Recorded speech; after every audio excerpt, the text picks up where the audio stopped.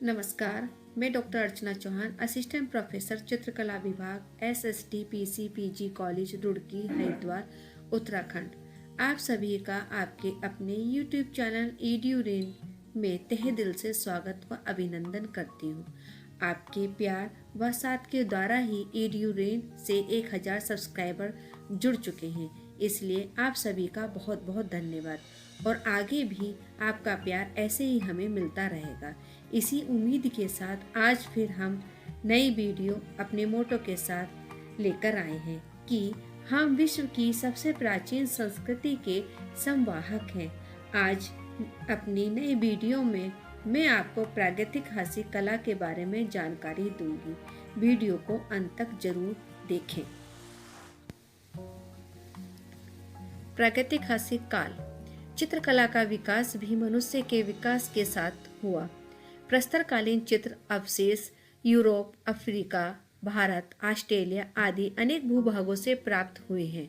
इस पाषाण युगीन मानव के द्वारा छोड़े हुए पत्थर के अस्त्र एवं औजार चित्र संस्कृति तथा उसकी कहानी को बताते हैं कि जीवन और प्रकृति पर विजय प्राप्त करने के लिए किस प्रकार उसने बेहताशा परिश्रम किया।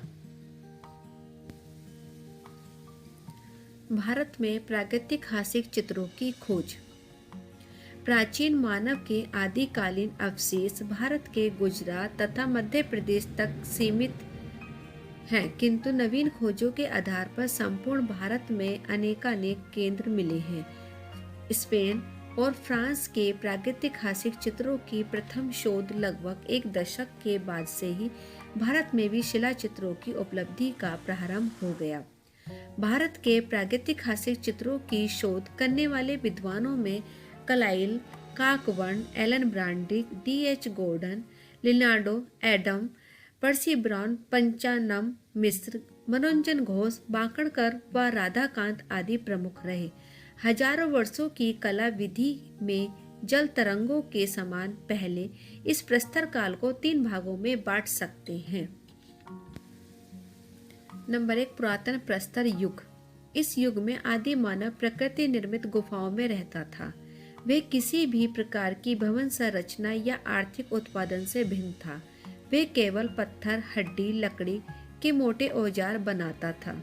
भारत में सर्वप्रथम ब्रूस फुट नामक विद्वान से इस प्रस्तर युग के औजारों की खोज मद्रास के समीप पल्लावरम नामक स्थान में की गई थी। प्राचीन प्रस्तर युग में अनेक स्थान सिंध, नर्मदा, साबरमती नदी घाटियों में मिले हैं। उड़ीसा, मैसूर, मद्रास व कश्मीर आदि प्रांतों में अनेक पुरातन प्रस्तर युगीन इन स्थानों की खोज हुई है। यहाँ पर चित्र नहीं मिल पाए हैं। केवल हथियारों और औजारों के साक्ष्य से इतना सिद्ध होता है कि आदि मानव का रूप और आकार की ओर आकर्षक था। चित्रों में शिकारी व शिकार को ही मुख्य रूप से केवल गेरू या सफेद रंग से बनाया गया है। नंबर 2, मध्य प्रस्तर युग। ये सिंधी काल वाला समय है। इस काल में वह औजारों को अधिक सुडौल व ज्यामितीय रूप प्रदान करने में सफल हुआ और मिट्टी के बर्तन भी बनाने लगा था। मध्य प्रदेश, गुजरात, सिंध, कश्मीर आदि प्रदेशों में प्रस्तर औजारों के आधार पर ये कहा जा सकता है कि मध्य प्रस्तर मानव विधि सौंदर्य की सहज अभिव्यक्ति के लिए निरंतर प्रयास करता रहा। नंबर 3, नव प्रस्तर युग। इस युग में वह पशुपालन, कृषि धंधों को अपनाने लगा। बर्तनों का उपयोग भी प्रारंभ हो चुका था। उसके पुराने घुमक्कड़ स्वभाव में अंतर आ गया था। उसने अब गांव बसाने भी शुरू कर दिए थे। उनके द्वारा छोड़े गए अनेक चित्र भंडार मिलते हैं। उसके चित्र बनाने के पीछे भय, जादू टोना, चिर स्मृति, विजय एवं सौंदर्य भावना जैसे प्रमुख उद्देश्य हैं। इस उन्नति के फलस्वरूप ही उत्तरोत्तर कलात्मक मिट्टी के बर्तनों का प्रयोग संभव हो सका। प्रागैतिहासिक चित्रों के प्रमुख केंद्र मिर्जापुर, इलाहाबाद, मुगल सराय रेल पथ मुख्यालय से करीब 20 किलोमीटर दूर विंध्य की कैमूर पर्वतमाला के भीतर सोन नदी की घाटी में लिखुनिया, भंडारिया आदि मुख्य गुफाएं हैं। जिनकी छतों एवं दीवारों पर 5000 ईसा पूर्व के चित्र बने हैं।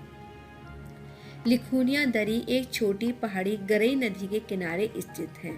यहाँ कुछ घुड़सवार पालतू हथनी की मदद से जंगली हाथी को पकड़ते हुए दिखाए गए हैं और घुड़सवारों के हाथों में लंबे भाले हैं। यहाँ एक अन्य चित्र में मुंह के ऊपर उठाए हुए मृत्यु से कष्ट से करहारता हुआ एक जंगली सुअर का चित्र है, जिसे आहत सुअर चित्र के नाम दिया गया है।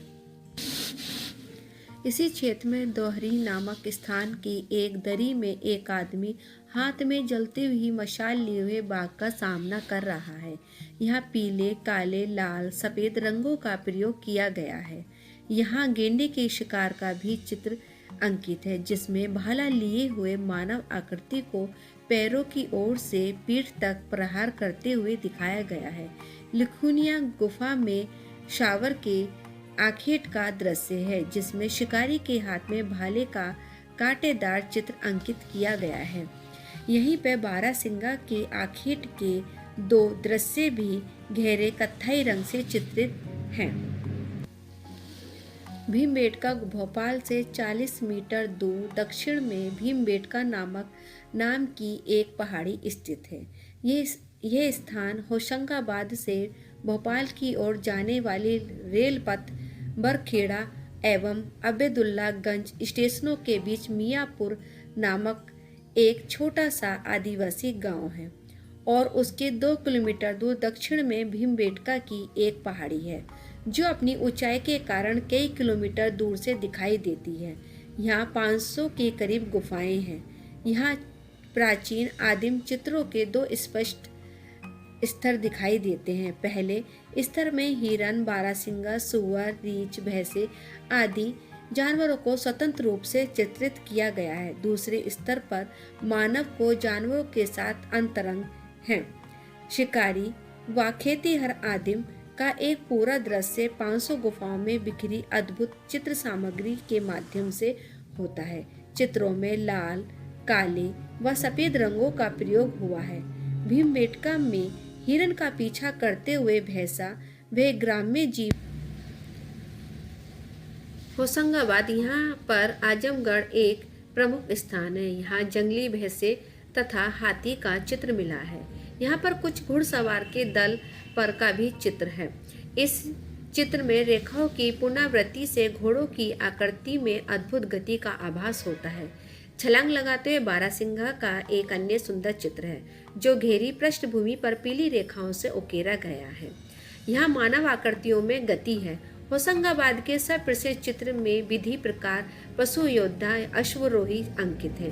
केंद्र में अंकित विशालकाय हाथी के सिरों के भाग के समीप जिराफ ग्रुप विशेष रूप से अंकित है।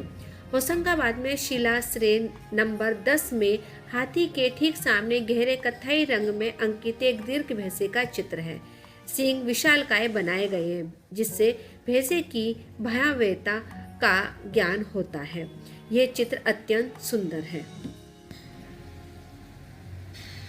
प्रागैतिहासिक चित्रकला की विषय वस्तु। पशु चित्रण। प्रागैतिहासिक काल के मानव का निकटतम संबंध पशुओं से था। दोनों ही एक दूसरे के शत्रु थे।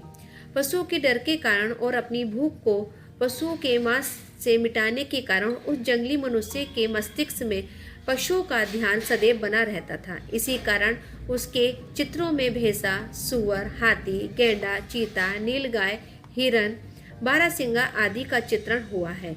इन चित्रों में कहीं सपाट रंग भरकर छोड़ दिया गया है, कहीं कहीं पशुओं की देह पर ज्यामितिक आलेखन जैसी आकृतियां भी बना दी गई हैं।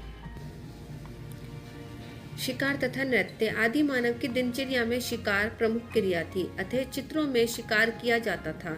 पशु शिकार के लिए तैयार, शिकारी तथा शिकार के चारों ओर आनंद उत्सव मनाते थे। नाचते गाते मनुष्यों का चित्रण किया गया है। मानव आकृतियां। मानव आकृतियों का चित्र अधिकतर सरल रेखाओं से किया गया है। ये आकृतियां गतिशील हैं। इन्हें अकेले और समूह में दोनों तरीके से बनाया गया है। अश्वरोही और धनुषधारी मनुष्य भी चित्रित किए गए हैं। अन्य आकृतियां इन चित्रों में बनी स्वास्तिक, त्रिशूल तथा चक्र जैसी आकृतियां आगे चलकर पूजा का प्रतीक बन गई। वाद्य यंत्र में ढोल, मृदंग तथा डमरू को प्रमुखता दी गई है। चित्रकला से संबंधित अन्य वीडियो देखने के लिए डिस्क्रिप्शन बॉक्स में दिए गए लिंक पर क्लिक करें। इसी के साथ डिस्क्रिप्शन बॉक्स में दिए गए टेलीग्राम चैनल EduRain को भी ज्वाइन करें। कमेंट्स बॉक्स में सकारात्मक कमेंट्स की उम्मीद के साथ धन्यवाद।